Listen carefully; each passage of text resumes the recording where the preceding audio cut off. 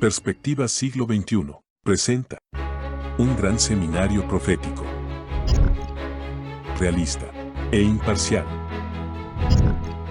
sin distinción de credo religioso, que nos llenará de esperanza ante la incertidumbre actual. ¿Te preocupa el futuro? Si existe Dios, ¿por qué hay tanta maldad? La Biblia responde a estas preguntas y más. Las profecías bíblicas, esperanza de las naciones. Hola, hola, ¿cómo están? Sean todos bienvenidos a este nuevo programa. Muchísimas gracias, como siempre, a ustedes ahí que están del otro lado de la pantalla por estar acompañándonos. No sé si me estás viendo desde el canal de la televisión, si me estás viendo por el canal de YouTube, por donde me estés viendo. Gracias por estar ahí del otro lado, gracias por el apoyo que nos están dando, por compartir los videos, por darle me gusta a los videos, por dejar sus comentarios. Muchísimas gracias de corazón. Y si no estás suscrito a nuestro canal de YouTube, te invito a que te puedas suscribir. Perspectiva Siglo XXI lo van a poder encontrar en YouTube y ahí le das al botoncito de suscribirse, activas las notificaciones para que sepas cada vez que subimos un video nuevo. Ahora sí, como siempre hacemos, vamos a ir directamente al tema de hoy porque es un tema muy interesante. Y es un tema que tiene mucha relación con el tema que dio Rubén ayer. Así que si no viste el programa, te invito a que vayas a nuestro canal de YouTube y que lo puedas ver antes de empezar con este. Tiene una relación muy interesante que vamos a ver hoy. Pero, antes que todo, como siempre, me gustaría que podamos hacer una oración ahí juntos, vos que estás del otro lado y acá, para que Dios nos pueda dar el entendimiento necesario para poder comprender este tema. Así que ahí de donde estás, te invito, si me querés acompañar, a poder inclinar el rostro porque hagamos una breve oración. Querido Dios que estás en el cielo, te damos gracias por este día, gracias por este programa y gracias por estar acompañándonos, tanto a mí como a las personas que nos están viendo del otro lado de la pantalla. Pedirte ahora, Dios, que nos puedas dar el entendimiento, que el Espíritu Santo esté en nuestra mente y nuestro corazón para comprender este mensaje tan importante y no solamente eso, sino que lo pongamos en práctica en nuestra vida y sea de bendición para nosotros. Pedimos todo esto en el nombre de tu Hijo Jesús. Amén. Ahora sí, ya con la oración hecha, como siempre digo, Biblia en mano, algo para anotar y vamos a ir directamente al tema de hoy. ¿Que de qué trata? Desde Moisés hasta los 144.000. Es el título que se me ocurrió.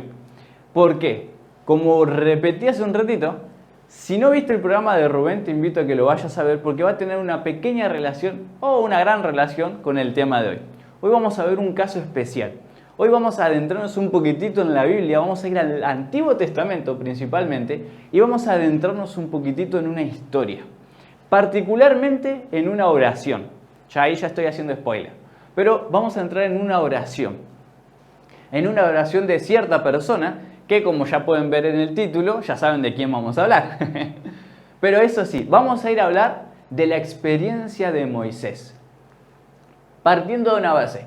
Todos conocemos a Moisés, lo habremos escuchado en algún momento de nuestra vida, en algún nombre. Capaz que tenés algún familiar que se llame Moisés o tenés algún amigo, pero no vamos a hablar de ese Moisés hoy, sino que vamos a hablar del Moisés de la Biblia. El Moisés que aparece, que arranca desde el Éxodo. El Moisés que liberó un pueblo. El Moisés que tuvo un encuentro con Dios en una zarza ardiente. El Moisés que incluso separó aguas, separó un mar gigante.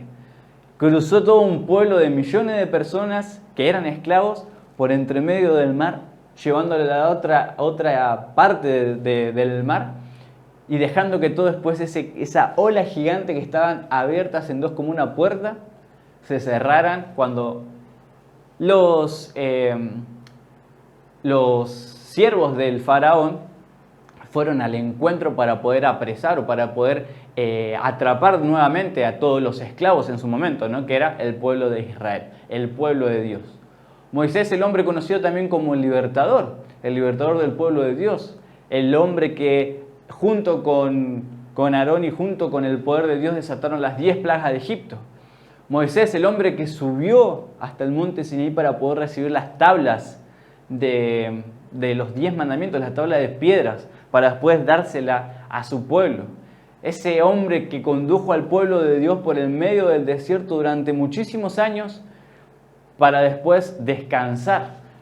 en lugar de entrar a la tierra prometida, que no pudo por una falla que hizo, el golpear la roca, ese hombre que vio la tierra prometida desde lejos, pero no pudo entrar, pero llevó todo un pueblo consigo.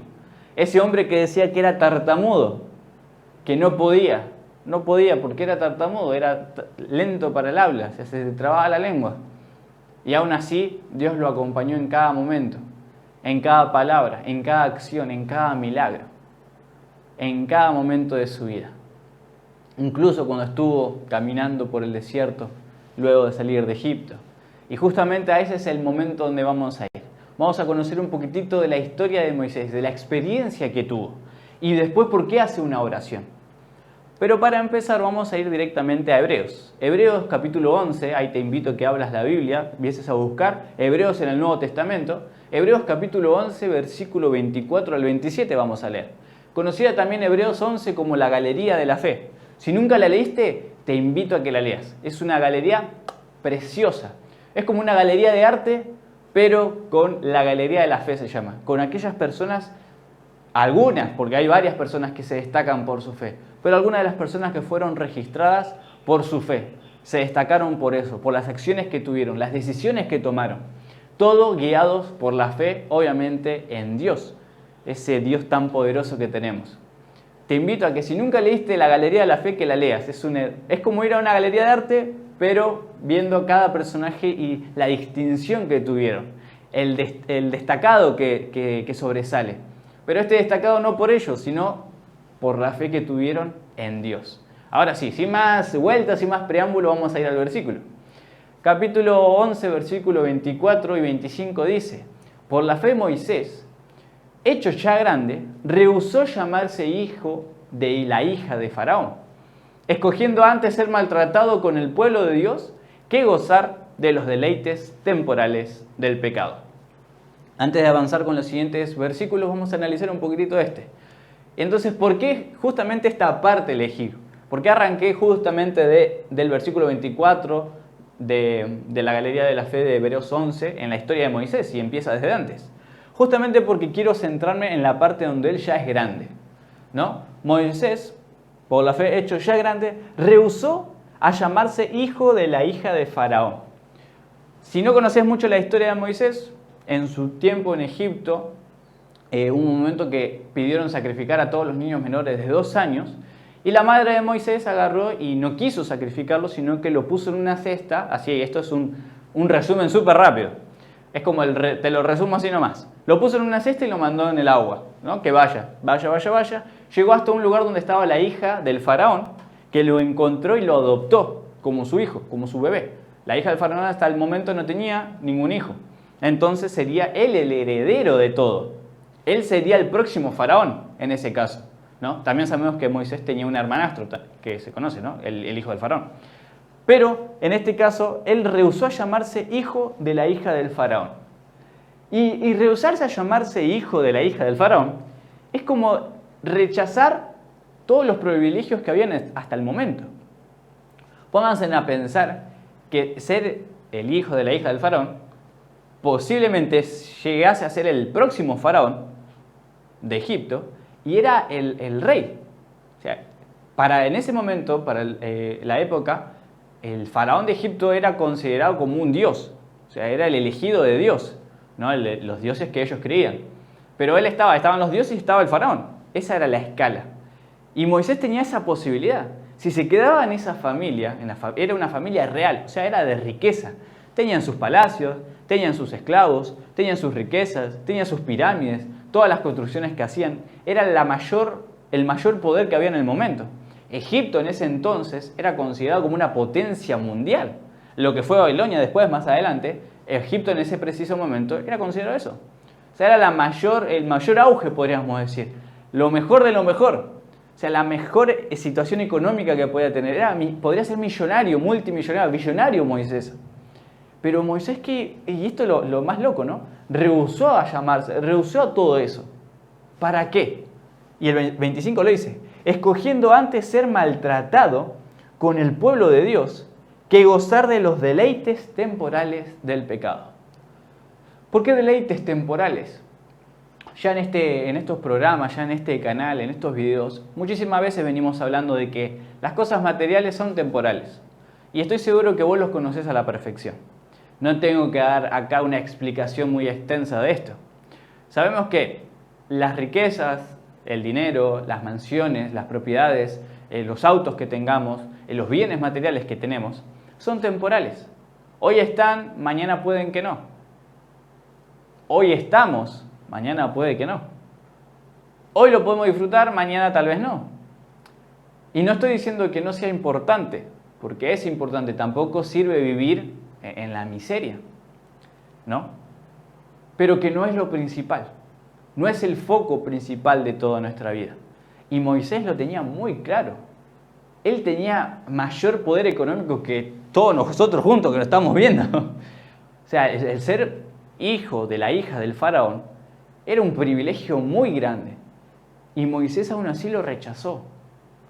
¿Para qué? Para ser maltratado con el pueblo de Dios. No para vivir una vida normal. No. Rehusó tener el poder, todo el poder de ese momento, o sea, estar acá arriba, para caer en lo más bajo y ser maltratado como un esclavo más. Pasó a ser de aquel que tenía los esclavos a ser un esclavo. Tremendo. Y aún así Moisés rechazó eso. Y miren, puse acá algunos comentarios que me llamó muchísimo la atención. Que dice, Moisés rechazó los honores, la jerarquía y el poder del momento debido a su confianza en el elevado destino de Dios que Dios le había señalado a él y a su pueblo. Según todas las apariencias, nada podía ser de menos valor que poner la esperanza en tales cosas, pues el pueblo hebreo estaba sometido a la más vil servidumbre en la nación más poderosa de la tierra. Solo la fe en las promesas de Dios pudo haberlo inducido a rechazar el trono de Egipto. O sea, Moisés podría llegar a ser, como dije, tranquilamente el faraón. Él podría haber tenido todo el poder. Y lo dice perfectamente. Sometidos al pueblo que estaba sometido a la más vil servidumbre en la nación más poderosa de la tierra. O sea, en toda la tierra no había más poderosa nación que la de Egipto. Moisés podría haber aceptado ese destino y ser el más poderoso de toda la tierra. Ser el que tenga más poder. Ser aquella persona que pueda gobernar toda esa nación. Una potencia mundial. Todo el oro, todas las riquezas, todo el ejército, todo el poder, todos los esclavos que tenía a su disposición. Y aún así, Moisés rechazó todos esos honores, esa jerarquía, ese poder que era del momento. Porque él tenía una visión diferente. Él no estaba viendo con los ojos normales toda la situación, todo lo que tenía por delante, sino que estaba viendo con ojos de fe a las promesas de Dios. Solo la fe en las promesas de Dios lo pudo haber inducido a rechazar todo eso. Solo con ojos de fe podemos ver las promesas que Dios tiene para nosotros, que capaz que hoy no las vemos, pero están. Promesas que se van a cumplir, porque todas las cosas que Dios promete, las cumple. Todo lo que Dios prometió para tu vida, lo va a cumplir. Cumplió tantas cosas y las podemos encontrar, todas las promesas tan hermosas en la Biblia. ¿Crees que no va a tener el poder y no va a cumplir la promesa de ser lo mejor para tu vida? Claro que sí. Claro que va a tener ese poder. Claro que Él va a poder, si va a poder prometer, va a cumplir. No son como las promesas de nosotros, los humanos, que prometemos capaz cuando nos conviene, o hago una promesa, pero no la cumplo a medias. Puede fallar, puede pasar también, porque somos humanos, tenemos esa tendencia de prometer cosas que capaz que no cumplimos. Pero las promesas de Dios son completamente diferentes. Completamente diferentes. Porque Él sí cumple con su palabra. con todo lo que está escrito cumplió y va a cumplir con su palabra al decir, tengo promesas muchísimo más grandes de las que te puedes imaginar para tu vida. Pero solamente voy a poder ver esas promesas si yo tengo ojos de fe. Miren lo que dice el siguiente comentario. Moisés podría haber razonado que como rey de Egipto estaría en una situación ideal para liberar a su pueblo. Pero el faraón de Egipto también tenía que ser sacerdote de la religión idólatra egipcia. Interesante, porque también se me cruzó por la cabeza, no les voy a mentir. Me puse a pensar, si Moisés era el faraón, entonces podía dar a su pueblo una mejor vida. Mantenerse en Egipto, pero sin ser esclavos, sino que les diera un trabajo digno, sino que empezasen a trabajar para toda la nación, tenían un lugar para comer, tenían un lugar para descansar, darle unas buenas viviendas, y no liberar el pueblo de la esclavitud, sino que sacar la esclavitud del pueblo. No sé si se explica. Y dije, ¿por qué no lo pudo hacer? Si el faraón era la mayor potencia en ese momento, el mayor poder, y Moisés estaba destinado, o sea, podía llegar a ser el faraón, tranquilamente podía agarrar y decir, si yo soy el faraón y yo tengo el poder para hacerlo, no hace falta que libere al pueblo, sino que saco la esclavitud del pueblo y listo. Cada uno vive como quiera, viva bien. Les doy de comer, les doy una vivienda estable, una buena vivienda. No hace falta que tengan trabajos forzados. Era perfecto el plan ese. Era buenísimo. Y encima se quedaba con todo el poder. Moisés estaba con todas sus mansiones, estaba con todas sus riquezas, seguía siendo el hombre más poderoso de toda la tierra. Pero claro, primeramente, ¿no? Uno cuando tiene demasiado poder, cuando el poder se sube hasta la cabeza, las cosas no salen como uno quiere. Porque perdemos la visión. El poder nubla la visión del ser humano. Yo digo a veces un dicho, ¿querés conocer realmente a una persona? Dale poder. Porque hay gente que con el poder se nubla. Se embriaga de poder y pierde la visión de su foco. Pierde sus principios. Por poder el ser humano puede dejar de lado muchas cosas. Y los principios son nada comparado con el poder que tengo.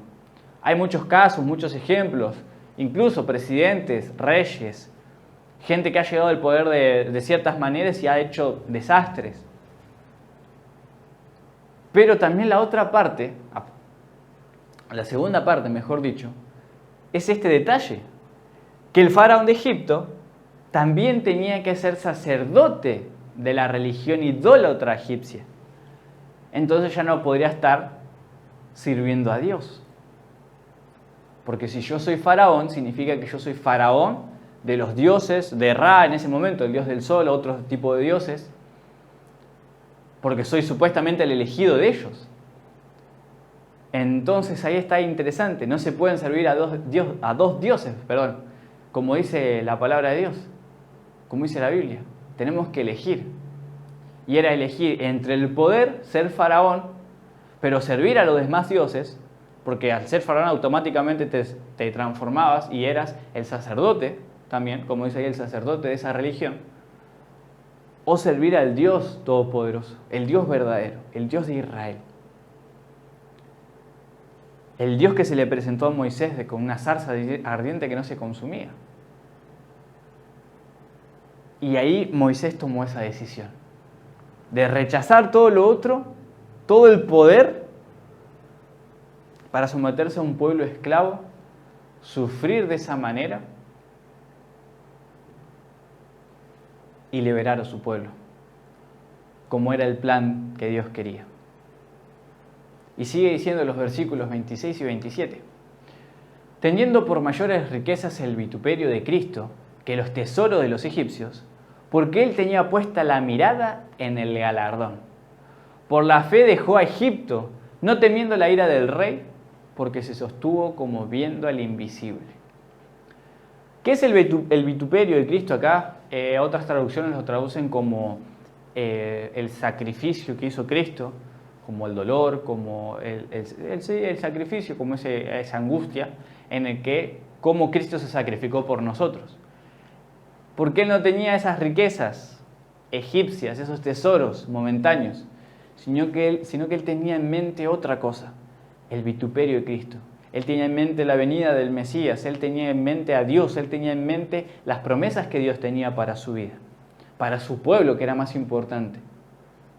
Porque Dios quería la liberación del pueblo de Israel, que saquen de la mano de los egipcios.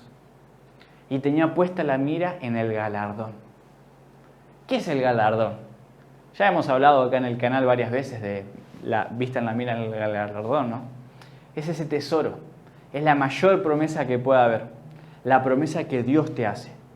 La promesa que Dios te hace en tu vida, la promesa que Dios hizo a lo largo de la Biblia, la promesa de que Cristo va a venir por segunda vez, la promesa de que vamos a vivir en una nueva tierra, la promesa de que no habrá más llanto, dolor, lágrima, muerte, la promesa de que Dios nos está cuidando constantemente, la promesa de que Dios es amor y quiere lo mejor para nuestra vida. Ese es el galardón. El tener la promesa, como dice Moisés, viendo al invisible. Y es como nosotros nos tenemos que mantener hoy en día.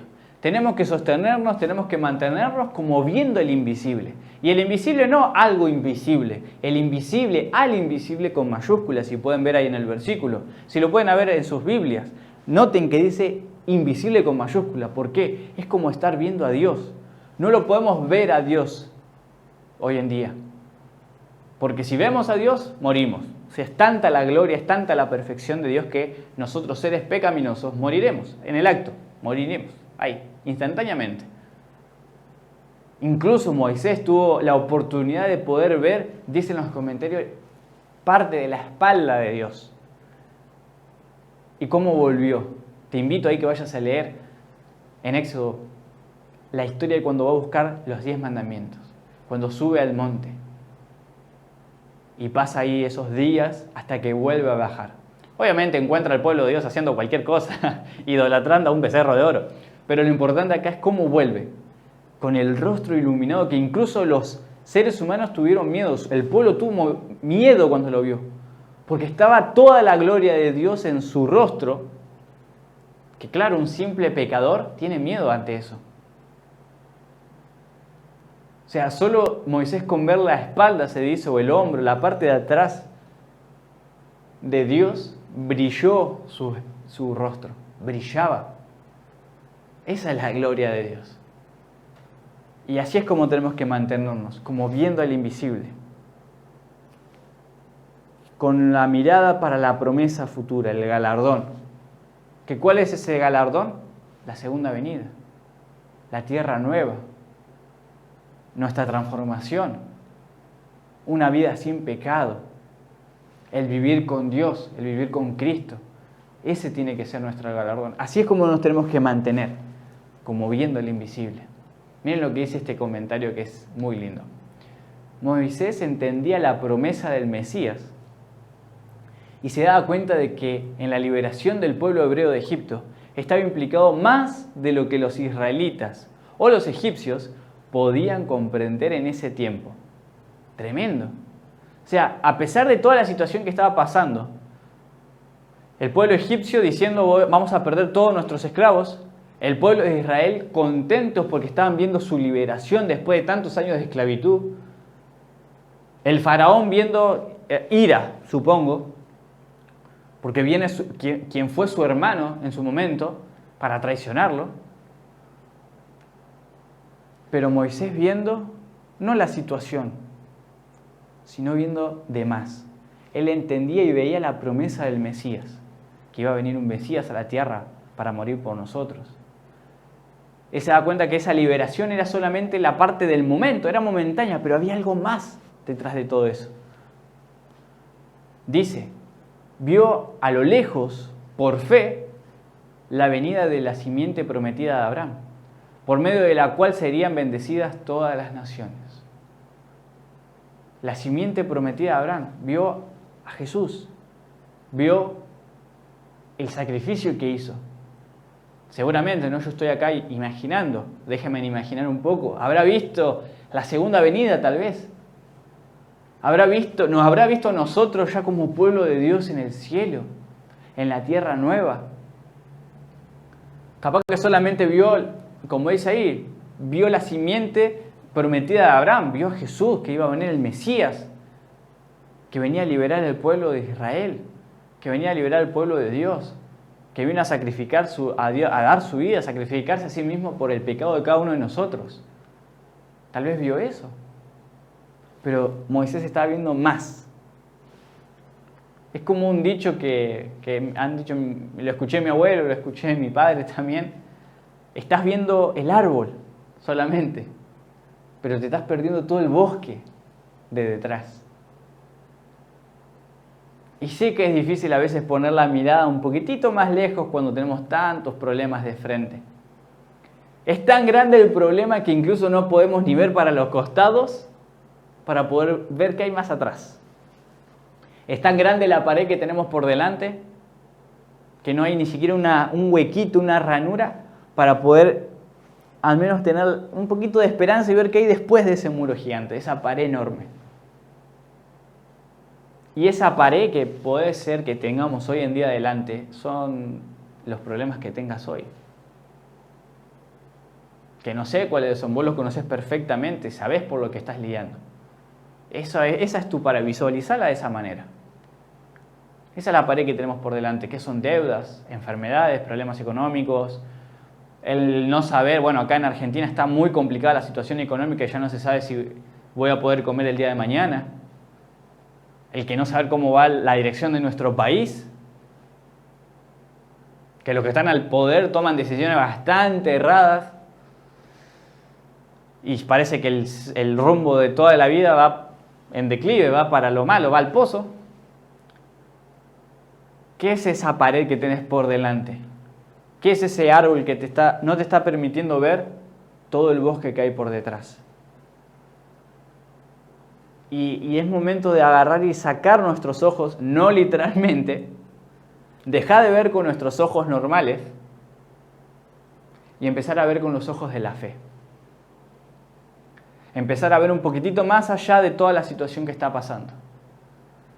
Y ver que tenemos un Dios tan grande, tan poderoso. Y quiero que hagas esta comparación ahora.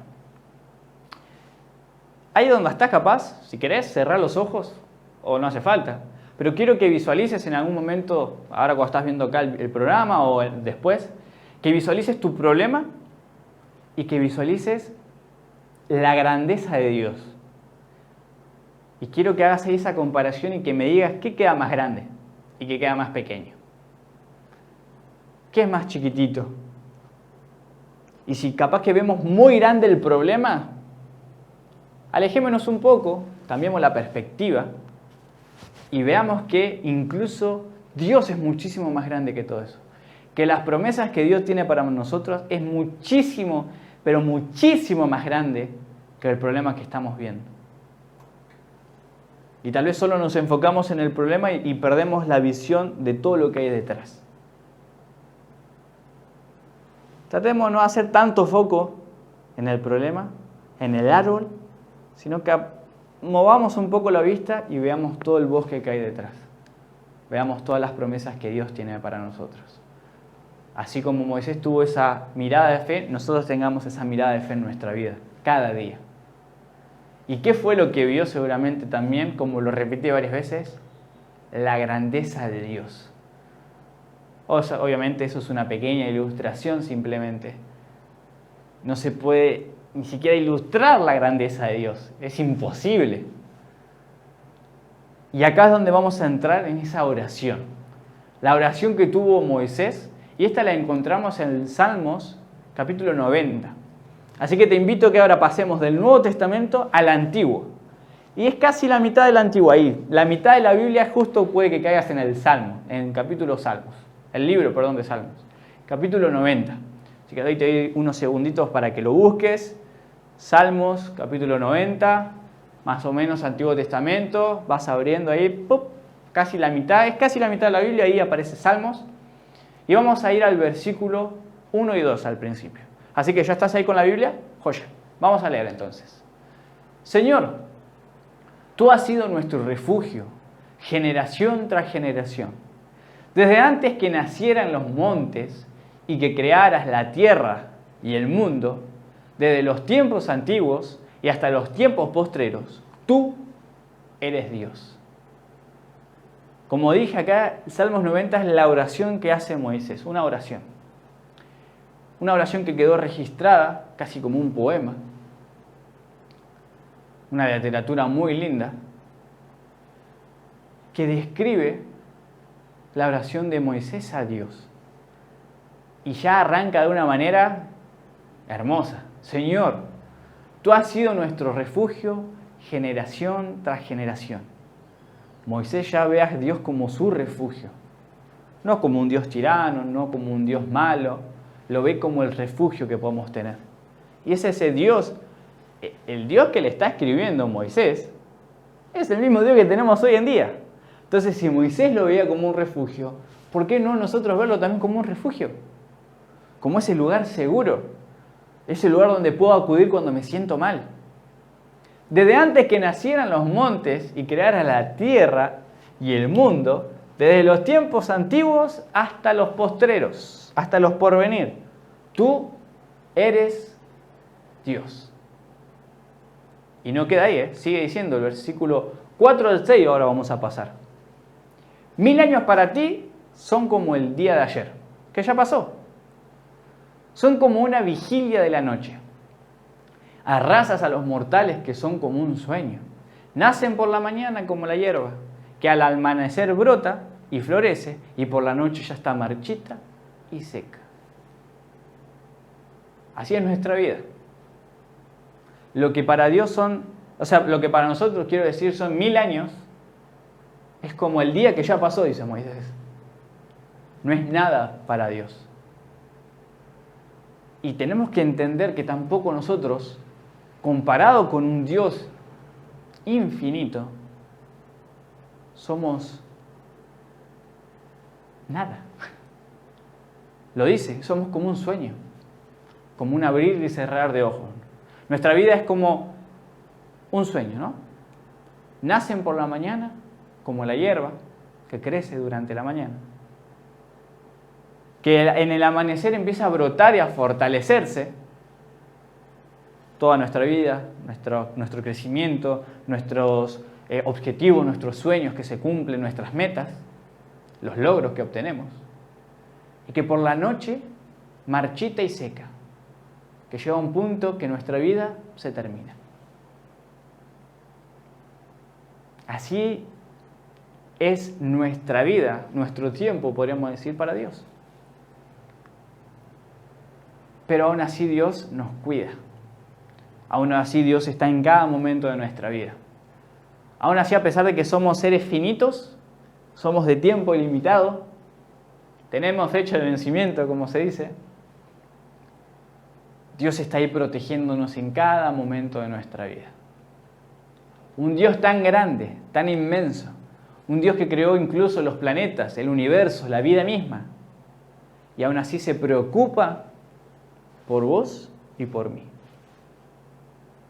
Un ser pecador, que comete errores todo el tiempo, que se enoja, de vida corta, que capaz que está desperdiciando, siente que está desperdiciando su vida. Aún así Dios se preocupa por nosotros. Es la promesa de Él, estar con nosotros cada día de nuestra vida, hasta que Él venga.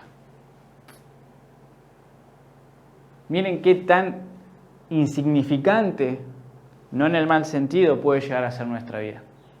Tan corta, tan rápida. En un abrir y cerrar de ojos pasaste de tener 10 a 40. Estás trabajando, tenés una familia. Tenés que seguir adelante. Abrir y cerrar de ojos, ¡pum!, ya tenés 80, tenés 90. Ya estás disfrutando de la vejez, los nietos, sentado en el sillón. Así de rápido pasa todo. También por eso hay que tener en cuenta que el tiempo es muy rápido, hay que disfrutarlo. Y tenemos que trabajar. Pero no trabajar en el trabajo normal, sino que trabajar para Cristo. Y es algo que quiero que veamos hoy. Pero no solamente queda acá la oración, sino que también, a pesar de que tengamos un Dios tan inmenso, tan grande, como dije, un Dios que creó todo el universo, Dios obra también para salvarnos.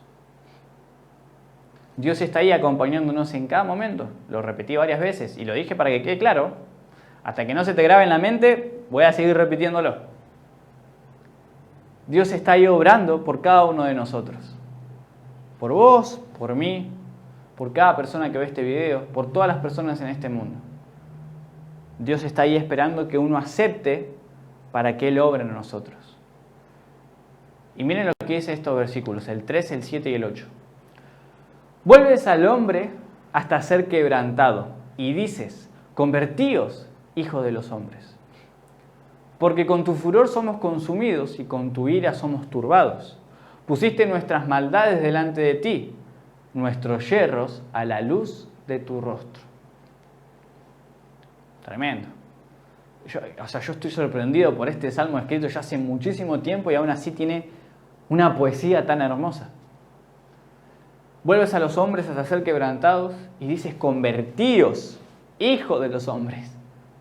Yo le pondría ahí exclamaciones directamente. Y es momento de convertíos, es momento de que nos convirtamos, que dejamos de ser hijos de los hombres y empecemos a ser hijos de Dios, hijos e hijas de Dios. No, pero Mariano, yo ya soy hijo de Dios y yo creo en Él, voy a la iglesia, fui bautizado, ya soy hijo de Dios. Sí, técnicamente sos hijos de Dios, todos somos hijos de Dios. Pero aquellos verdaderos hijos son los que forman parte de su pueblo, son los que deciden obedecer al Padre, son aquellos que se ponen la mochila y empiezan a ir por delante cumpliendo la misión. Y tenemos que, como una vez escuché, tenemos que ser convertidos y no ser convencidos. ¿Estoy convertido realmente a Dios o estoy convencido simplemente de Dios? ¿Mi vida realmente refleja que soy un hijo de Dios o simplemente aparento serlo?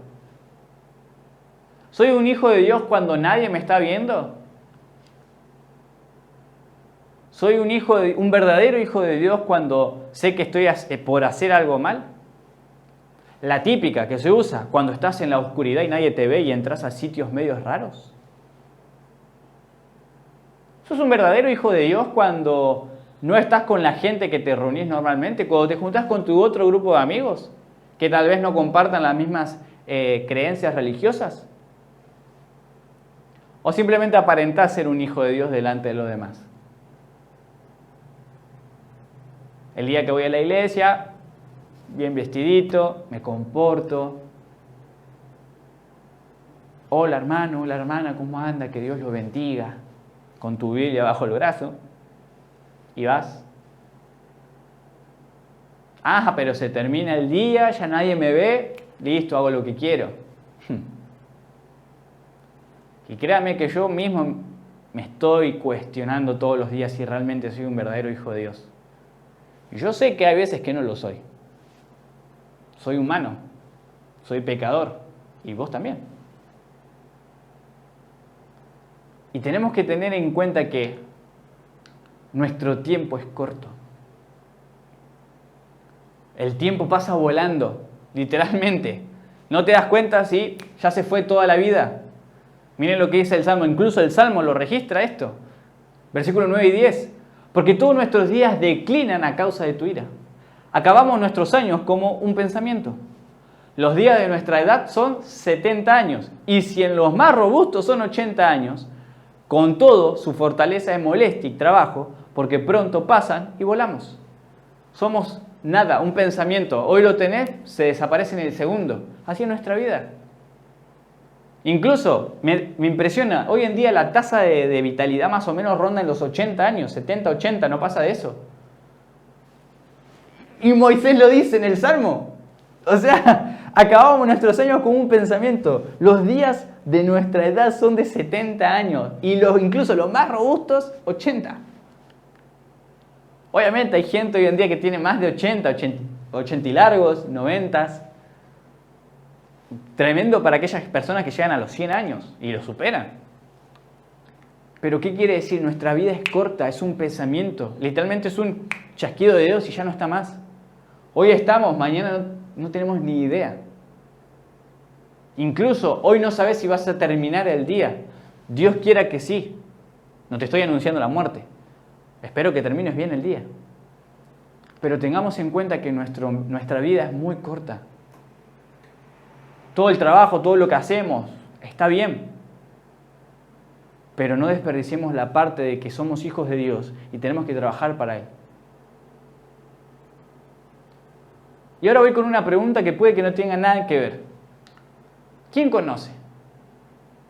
¿Quién conoce? ¿Quién conoce qué cosa? Si la dejo así a la pregunta puede que sea media rara, pero con el versículo 11 toma un poco de relación. ¿Por qué? ¿Quién conoce el poder de tu ira y tu indignación según que debe ser temido? ¿Quién conoce el poder de la ira de Dios? ¿Quién conoce a Dios? ¿Quién conoce las cosas, los planes que Dios tiene? Nadie, solamente Dios. Y nosotros si estudiamos su palabra. Y nosotros podemos llegar a conocerlo si realmente aceptamos y seguimos el camino de Dios. Aceptamos su voluntad por delante de la nuestra. Si realmente somos hijos de Dios y empezamos a emprender ese camino estrecho, porque es difícil, pero es el que tiene una recompensa inmensa al final. ¿Quién puede conocer a Dios a la perfección? O más, Dios puede conocernos a nosotros a la perfección. Y ahora, estudiando todo este salmo, aparece lo que yo llamé el ruego de Moisés. Hay una ilustración de cuando está junto con la zarza ardiente. ¿Cuál fue el ruego? ¿Cuál fue lo que pidió Moisés? Después de destacar, si se dieron cuenta, la grandeza de Dios, lo que hace por nosotros, destacando de que somos seres finitos, limitados, de poco tiempo, destacando de que Dios es ese Dios que incluso no llegamos a poder conocerlo a la perfección, pero Dios nos conoce tal cual. Que no conocemos sus planes, no conocemos sus pensamientos, no conocemos sus ideas para nuestra vida, pero que tenemos que aceptarla y porque van a ser la mejor decisión que tomemos. Después de toda la grandeza, después de toda la descripción, después de todo lo que se describe a Dios y cómo se describe al ser humano tan diminuto, viene el ruego de Moisés. ¿Y cuál es ese ruego? Dice el versículo 12: enséñanos de tal modo a contar nuestros días que traigamos al corazón sabiduría. Enséñanos, Dios, a contar nuestros días. Enséñame a tener en cuenta de que nuestra vida, de que mi vida es limitada, es corta y que la tengo que aprovechar. Que traigamos al corazón sabiduría. Que tengamos un corazón sabio, una mente sabia. Sabia en la palabra de Dios. Y con esa sabiduría nos va a traer también paz, tranquilidad.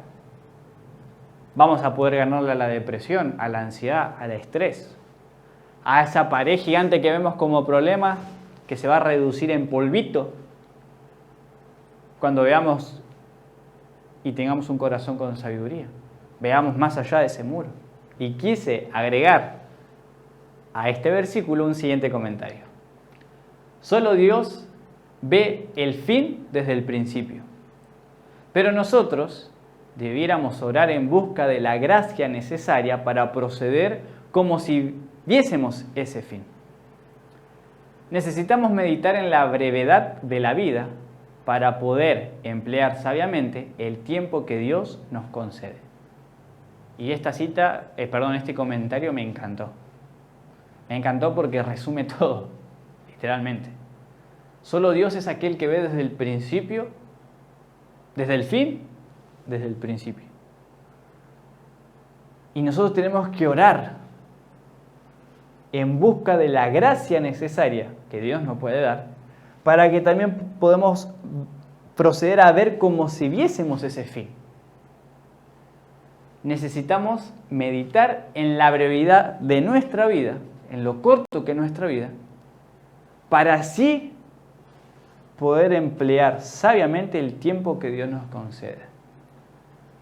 Dios nos concede este tiempo.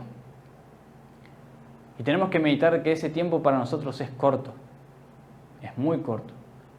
Y ninguno conoce el día de su muerte, ni cuándo va a dejar de existir en este mundo. Cuando nosotros tengamos en cuenta eso, meditemos en esa brevedad, ahí nos vamos a dar cuenta y vamos a emplear sabiamente nuestro tiempo para Dios. Tremendo el ruego de Moisés. Y este comentario quiero que ustedes lo tengan en mente para que lo puedan reflexionar.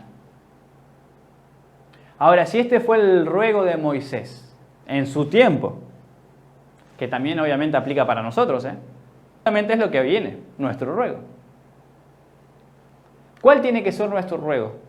¿Qué es lo que tenemos que rogarle al Señor? ¿Qué es lo que tenemos que pedirle al Señor?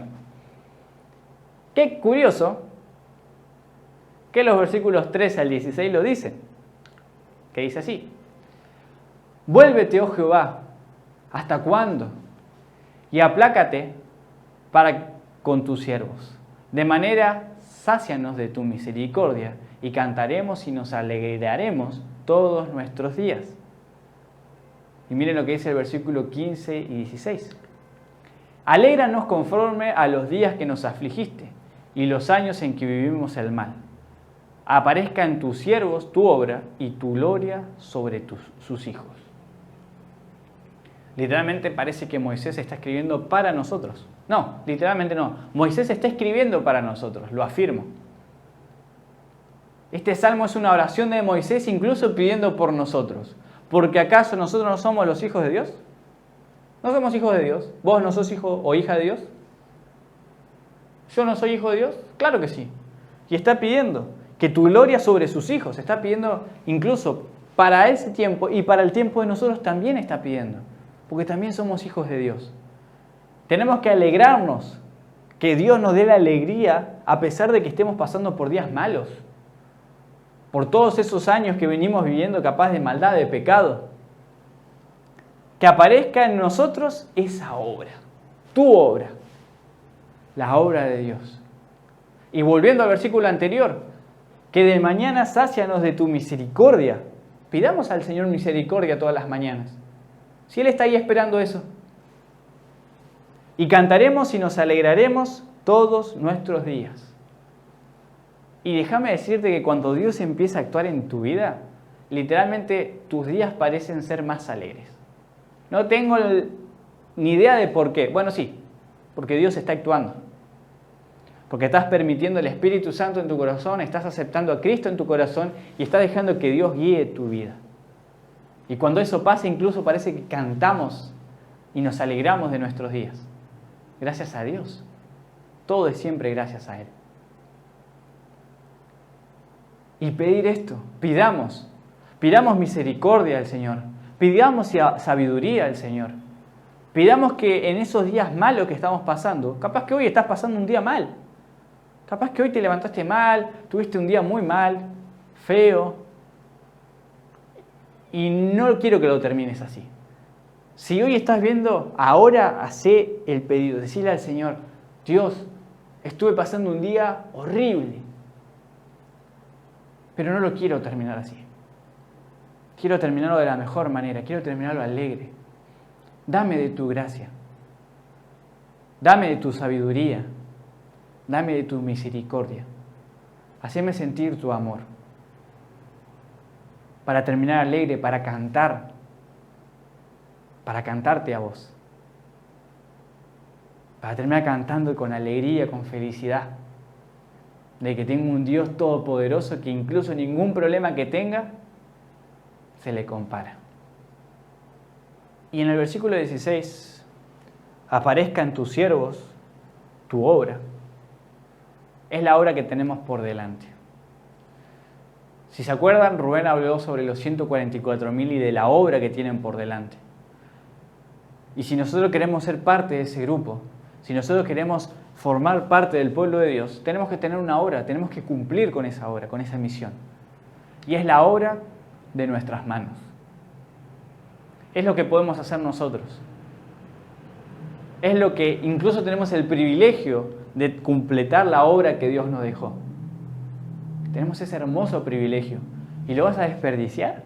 Los ángeles tienen tantas ganas de poder compartir el Evangelio con todo el mundo. Y estoy seguro que ellos lo harían 1000 veces mejor que nosotros. Millones de veces mejor.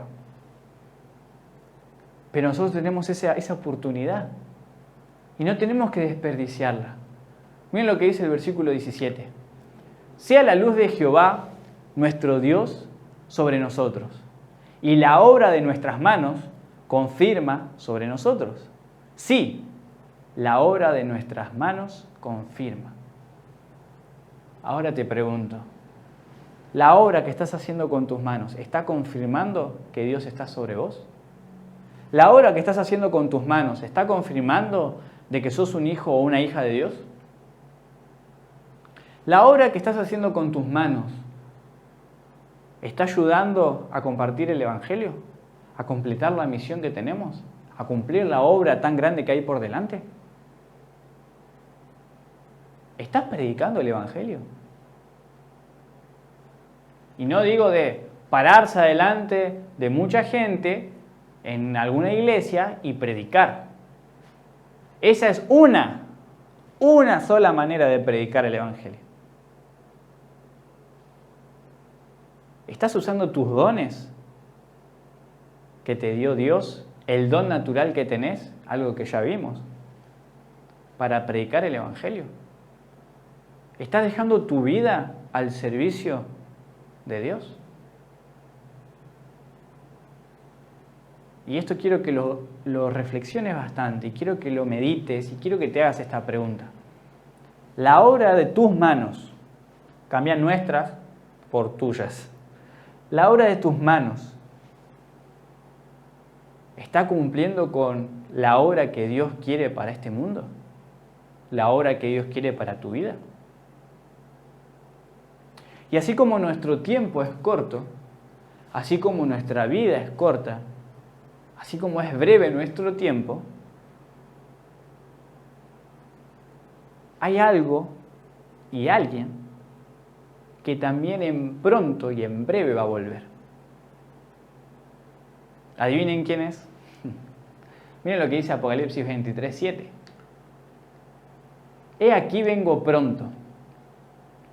Bienaventurado el que guarda las palabras de la profecía de este libro. En este caso es Juan escribiendo Apocalipsis. Pero, he aquí vengo pronto. Esa es la frase que nos tiene que quedar guardado. Bienaventurado, feliz, alegre, el que guarda las palabras de la profecía de este libro, el que guarda las palabras de la Biblia, el que guarda las promesas de Dios, el que guarda la palabra de Dios en su corazón y actúa de acuerdo a ella. El que guarda los mandamientos, el que tiene el testimonio de Jesús. Bienaventurado aquel que realmente guarda en su corazón la palabra de Dios y dedica su vida a trabajar para Él. ¿Vos sos ese aventurado? ¿O esa bienaventurada? ¿Te pusiste a pensar eso alguna vez? Yo estoy siendo bienaventurado porque guardo la palabra de Dios en mi corazón y estoy trabajando para Él.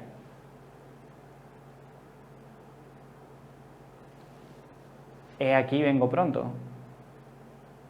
Y Jesús vino una primera vez y se cumplió esa promesa. Y yo te aseguro que la segunda promesa se va a cumplir. Y justamente voy a terminar con un versículo terminando Apocalipsis 22, que es, podríamos decir, una joya. Es el postrecito, ¿no? La cereza ahí en el postre de él. Es una terminación tan preciosa. Y miren cómo termina Juan escribiendo este libro. Versículo 20. El que da testimonio de estas cosas dice, ciertamente vengo en breve. Amén. Sí, ven Señor Jesús. Y voy a dejarlo ahí por el momento, con el 20. El que da testimonio de estas cosas dice, ciertamente vengo en breve. Jesús viene en breve. ¿Cuál es la respuesta de nosotros? ¿Cuál tendría que ser? Amén. Es común que así sea. Sí, ven Señor Jesús. No, falta para que venga Jesús. Ya sé que viene, pero lo tomo a la ligera. No, amén. Sí, ven Señor Jesús, te estamos esperando. Y termina el 21 diciendo, la gracia de nuestro Señor Jesucristo sea con todos vosotros. Amén. Y acá es un mensaje para nosotros. La gracia de nuestro Señor Jesucristo, la gracia de Jesús, la gracia de Dios, que es tan inmensa, dice Juan, sean con cada uno de ustedes. Esté tanto para vos que me está viendo, esté tanto para Mariano, que la gracia del Señor esté con Alicia, con Rubén, con Matías, con vos. Que la gracia de Dios esté con vos. Y tenemos que empezar a trabajar. Tenemos que empezar a pedir al Señor. Oremos como la oración de Moisés, viendo la grandeza del Señor, todas las cosas que hace por nosotros, viendo lo diminuto que somos nosotros, lo limitado, lo corto, sacando todos los problemas de lado.